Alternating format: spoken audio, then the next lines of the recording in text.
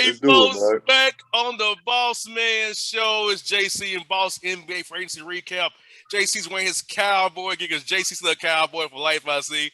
He got he rapping in my soul song, Steve. What it Hey, is, bro? hey, this is the year, man. It all gets started tonight, man.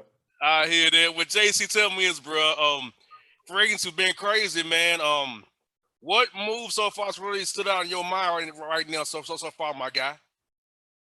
Man, like I say, maybe it's not so much like one particular move. I just think the cluster of different moves throughout the league, man. You know, it seemed like the NBA, free agency, they just been in a hurry, just throw out money. You know what I'm saying? You see what the Lakers are doing with all the deals, 1-year deals they're doing because they had to find veterans. You know what I'm saying? To kind of fill that roster up for the Lakers, man. So I like some of the moves. You know, they're gonna be the oldest team going into the league next year. With average age like 32.8 or something like that for the Lakers, the oldest roster going into next season, man. But I think, I kind of don't sleep on the Malik Monk. That Malik Monk deal, man. I think, playing with LeBron gonna find a way to make that young fella shine, man. I think he gonna definitely be a standout for the Lakers next year. But I don't think that guarantees a championship per se, you know. And like there was no like really big blockbuster move or anything like that other than what maybe Kyle Lowry going to Miami, but does that really shift the balance of power? Nah. In the East, it's a nice pickup and he fits what Miami, wants to do. But they'll be good. I don't see them really being able to compete for a championship or anything like that with Kyle Lowry, and Jimmy Butler in the backcourt. But yeah, man, just the flurry of moves and it seemed like the Lakers are just trying to, they're going all in to try to get LeBron, maybe one more championship before it's all said and done, man. Well, Dan Schroeder looks like the dummy of the crew. Turned down at 4 years, $84 million. Remember when Noel turned down 4 years and 70 from Dallas, and he ain't made it back since. Like, yeah, man. Dan Schroeder, man, I don't know what he gonna do. Hey, man, yeah, I know your worth, man. You know what I'm saying? Like, I think he had people gassing him, or maybe he had a self-inflated idea of, what type of salary he should be able to command. But you gotta know the pecking order. You gotta realize the season you had last year. You were trash. So, you kind of had to go into it, kind of humble yourself a little bit. You're not a $100 million player, no matter how you slice it, man. So, like I said, we'll see what happens with him, man. But I think he's going to find, is he? So he's not going to be able to resign with the Lakers at this point, right? Well, they have his bird rights, but the signing him up is going to cost them a bunch of money. Do you really want to sign the insurer up to add more to your tax bill? Yeah. Because they have, one more spot on the roster? One or two, I think. Yeah. Yeah, man. So we'll see what happens. But he was trash last year, man. Yeah, he should have took that deal when they offered it to him. Mm-hmm. Because now he ain't getting 484. He's getting maybe 1 year and 10, if that. I'm telling you, he's gonna be playing for the minimum wage, ain't it? Yeah. Yeah, the league minimum 2 California minimum wage. Yeah, that's what he's gonna be playing for next year. Exactly. And the Chicago Bulls getting Lonzo Ball, Alex Caruso, Tony Bradley, and DeMar DeRozan on a 3-year, $85 million deal for DeMar DeRozan. 4 years, $85 million for Lonzo Ball. I think the Bulls are now at least a play-in game team in the Eastern Conference now. Yeah, definitely, man. They'll be fun to watch. They should be better, of course. But like I said, that's a lot of wings, man. Zach LaVine, DeRozan. Even though DeRozan can kind of play the three a little bit, he can, bring the ball up. He can be a facilitator and all that good stuff. But Kobe White still there. Kobe White still on the roster. That's a lot of wings, Patrick man. Williams and Caruso. Yeah. Like I said, man, like I'm curious to see how it's gonna all come together. But at least the Bulls will be fun to watch. Like you said, maybe a play-in team for next season, man. And the Wizards getting Dinwiddie, Montrezl Harrell, Kuzma, some draft picks as well. What are you thinking about the Wizards? I still think them as just a fringe play-in game team. They're not gonna make any noise with that roster because the roster is not matched. But it's good for West Unseld Jr. to have them to work with. That maybe have flexibility once you get off of Montrezl Harrell's contract, and they got Dinwiddie now, so maybe. But I don't see them being no more than a play-in game team. I don't see them being top 6 at all. Yeah, like I said, Dinwiddie going over to team up with Bradley Beal. It's decent. It's a decent pairing right there. But like I said, I don't see them being able to pretty much do anything different than they did last year with Westbrook. Still, like I said, kind of a fringe playoff team if it all comes together. Got the draft picks, got a little capital to work with. Maybe they can build, going forward into see, next season or something like that. But yeah, I still see about the same. Maybe a 7 seed, 6 seed at best, 7 seed, 8 seed, somewhere in that range, the East Conference, man. Like, Charlotte traded away Devontae Graham to the Pelicans.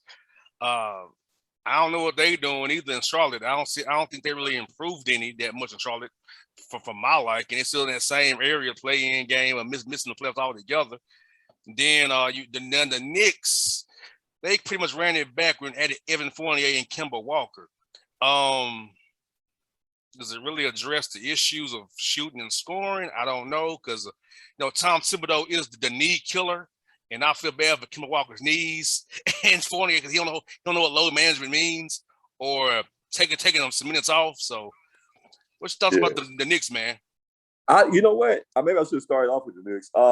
That's probably the team I think that has really improved their chances going forward in the Eastern Conference, because they had some real sneaky kind of low-key pickups that I think are going to, provide, dividends, next season, man. Like, Coach Tibbs, we all know, how to coach, how to, put it together, man. Hard-nosed defense, but they can score the ball also in New York, man. And, like I said, I think, they're going to probably be somewhere in the same range, 4th, 5th seed, in the Eastern Conference.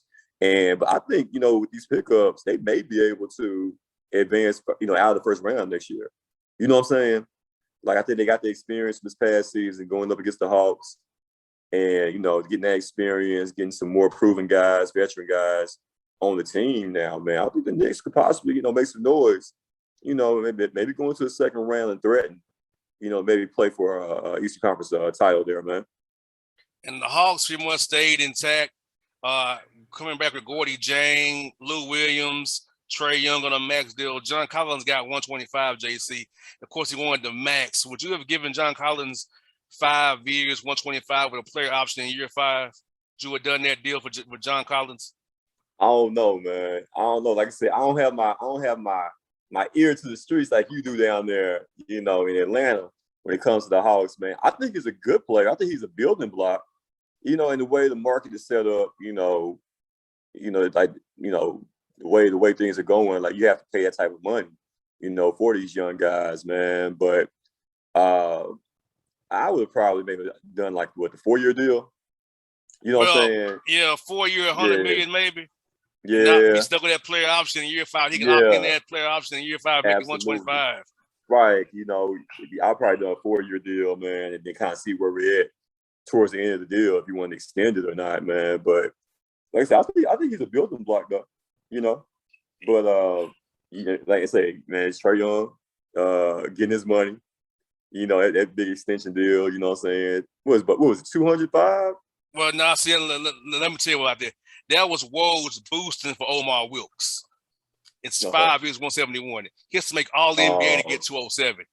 Oh, okay. It's that Derrick Rose provision. You gotta be all NBA or MVP. So Woj was doing some boosting for him and saying it. Nah, it's really because they're saying that Trae Young's a top 6 guard in the NBA. He makes all NBA. We know he ain't that. Right. So it's 5 years, 171. Okay. Yeah. Okay. So yeah. See, that's nothing to it. I saw that Shams and Woj were playing funny money with the agents tell them to say. Because if you do the actual cap math, some of them deals don't add up what they were saying. Right. They were doing some boosting. Right. For the agents. I'm like, come on, man. Like, okay, example. Rashawn Holmes early bird rights make his deal 4 years, $46.4 million, but they said 4 and 55. Right. It's nowhere near. That's some hell of fire rounding right there. Yeah. So yeah, man. Yeah, bro. Yeah. So the Eastern Conference to me, bro. If I'm looking at the Eastern Conference right now, I'm looking at Brooklyn, Milwaukee, Miami, then going down the line to Philadelphia. Then I'm gonna look at Boston, the Knicks, Atlanta, Indiana, Chicago. To me, that's why I was leery about John Collins' deal, because the Hawks I know better. Okay, put this. The Hawks are gonna be no better in the East with or without him. That was my stance. Right. I love JC the person. Yeah. But with or without JC the person, yeah, we're no better. We're still in that 6 at best. Yeah. 10th at worst. I feel you. He does not push us above any team in Eastern Conference. I got you. Besides the bottom feeders. So that's why I wouldn't have did it. Now, but degrees. Let's go to degrees here. Mm-hmm. The trade for Steven Adams, Bledsoe, using the cap space, not bringing back Winslow and Jonte Porter, you decline the options, and drafting Zaire Williams, who you could have maybe got at 17. What were the thoughts about the people in Memphis about those moves? Because Kleiman been doing a good job, but this is the first questionable move they've made since Kleiman took over. Exactly. Like, and that's fair to mention that he has done a hell of a job, except for the Winslow pickup. But we were all scratching our heads, man, because once we got to 10, and you still had Moody available, you still had with Book Knight from UConn available. We were thinking it was going to be one of those two guys. Like I think they had their heart set on hoping that Giddey would be available, or Wagner would have been available there. You know what I'm saying? But once they were gone off the board, you still had Moody, you still had Book Knight. So we were all like, okay. Like I wanted Moody. I was, campaigning for Moody, before the draft, man.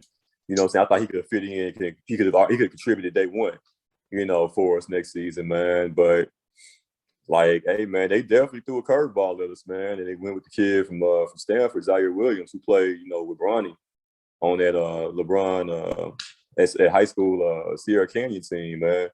Played with young Bronny, man. So man, I was disappointed, but like I said, after a few days, man, and then kind of just seeing their thought process behind it, they're saying they don't think that they got intel that he wasn't going to be there at 17. There was rumors that even Orlando was thinking about maybe taking a flyer on Zaire Williams as well, man. But his frame, his size, he's kind of like, it's like the trendy thing now to get these big, these tall, lanky wings, right? In the hopes they can maybe, grow into Kevin Durant one day. So like the big lanky, wing in the NBA is starting to become like the new quarterback. You know what I'm saying? Where everybody has to have a quarterback. Like if you don't have a quarterback, you don't have any. You'll say you don't have anything. And in the NBA now, like if you don't have a 6'8", 6'9" wing, you know what I'm saying, that can score, that can shoot, that can stretch the defense, stretch the floor, that can facilitate. You know what I'm saying? Like you don't have anything in this league. So I think that was the process. And they thought that, why not take a flyer on him? Why not try gamble a little bit in hopes that maybe in a few years he can blossom into a solid, starter, a solid number 2 player, maybe behind Ja, as number 2, man. So that's what, we was thinking here in Memphis, man. Everybody was kind of, in their feelings, as I was, right after that pick. But once we see, how it develops and how it goes, they're going to be patient with him. There's no rush. So we'll see what happens, man. We'll see what happens. Last 2 for JC. I know you got to get to go watch your boys here. Last 2 for you. Portland. Ben McLemore, Cody Zeller, keeping a Norman Powell. That's going to keep Damian Lillard there. That's all friends moves. So Dame's on trade watch. Nothing's been done to make them marginally better. So Absolutely. I'm looking at Dame. The clock is going to be like, hey, I'm out of here. Right. Absolutely, man. Like I said, I think all season long, man, it's just going to be a season long drama. You know, you're like, where will Dame go? Will Portland trade him? And, you know, if he's, you know, Dame is going to be a professional. He's going to go out there and play. But, you know, if there's, you know, murmurs, you know, behind the scenes that he wants out, as he's already kind of alluded to during the offseason, you know, you don't want an unhappy superstar, you know, and even though they got him locked in for what, about three more seasons, 4 more seasons. So, 3, yes. yeah, so, you know, the ball's all in their court, but if he's gonna be unhappy, you know, why not just try to see what you can get for him at this point? And just because you know you're not gonna win, you weren't winning anything with him and CJ McCollum, you know, at the time these last few seasons. So why not go ahead and try to rebuild and just see what you can get for him, man? And last one, Golden State. This is kind of a combo draft free agency. Golden State has reloaded beneath their core of Draymond, Steph, and Clay. They've reloaded with young guys below them. So I'm thinking when those guys get better, Golden State dynasty may still keep on going because, you know, you got those core 4 locked in when they went and reloaded with young guys now. So Golden State could be around for a little while longer. People who hate them may not deal with them for years to come now. I don't hate them, but I think their reign of terror is over with. You know what I'm saying? Like every dynasty, every team has their run. Like you rarely ever see, other than with the Patriots, you know, in sports, you know, where dynasties can stop and, you know, after a season or two and then pick right back up again and be, you know, another dynasty run. Like what Golden State did was crazy, you know, 5 straight finals. You know what I'm saying? But I think that their time in the sun is done. They'll be a good team. They'll be a playoff team. I'm not sure if Klay Thompson is going to be able to bounce back. And you know what I'm saying, back to his former self, man, after suffering 2 devastating, you know, leg injuries like that. You know what I'm saying? Like, I think he's gonna be he's gonna be good, but I don't think he's gonna be the Klay Thompson of old though. You know, Draymond's getting older, Steph is getting older. He's still, you know, top 5 player in the league, but I just don't think that they're gonna be able to, you know, recapture that same type of magic again, man. They may, you know, they may get close in the playoffs, but I bet you this, boss. Golden State with Steph, Dre, and Clay going forward, they'll never make another NBA Finals. You heard it here first, man. Mark it down. Well, that's why man. we have him on the show here. The host of this show's Yeah. AF Podcast, JC Smith, known Cowboy for life fan, repping the colors as we speak. JC, we'll catch up again next week, my guy. Hold it down, but and be safe in the city of Memphis. Some cases are getting higher. Oh yeah, yeah, definitely. I'm about to go give me a Cowboy face mask now, man. Hey, bro. Hey, hold it down, bro. I'll talk to you next week, All my right, guy. my guy. I'll get it with you. No doubt. Okay. Yes, sir.